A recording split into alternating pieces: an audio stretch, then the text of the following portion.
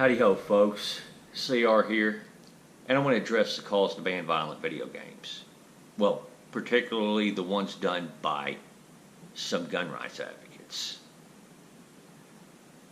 Folks, this is a huge mistake. It really is.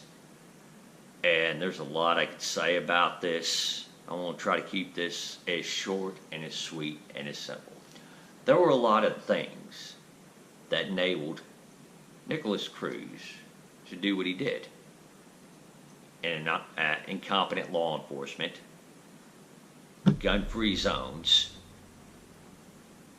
There were a lot of things that probably shaped Nicholas Cruz. I'm willing to bet that violent video games probably wasn't one of them. In the 1960s, here in Texas, there was a man that climbed a clock tower in Austin with a bolt-action rifle and started picking people off. We didn't have the violent video games then that we do now. And yet, he still did that. Banning violent video games isn't going to stop these mass killings.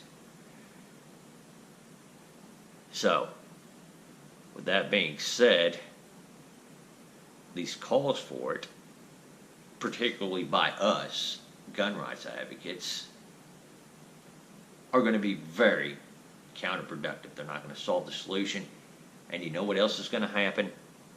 Those gamers that might not have cared about gun control either which way, but they care about their video games, are going to get pushed more towards the gun control side when they see some of us do that. How did you feel when your firearms were scapegoated? I know I didn't really like one of my favorite firearms being scapegoated. And I can reckon that these gamers probably don't like their favorite or one of their favorite video games being scapegoated either. They just don't. I can't blame them. I don't like a freedom I enjoy being scapegoated. Moreover, for those of us gun rights advocates, I know the vast majority of us are gun rights advocates because we support the freedom. Now, and I would like to think that this is one of the tenets to our side, is that we are pro-freedom. We are not for the government coming in and dictating to us how we live our lives, what tools we use to protect ourselves, what hobbies we engage in, you know. And even though we might not be gamers, or at least not all of us, you know, we can at least agree that the government banning video games as a result of this sets a pretty similar precedent to them banning certain types of firearms. Or at least that's how I see it.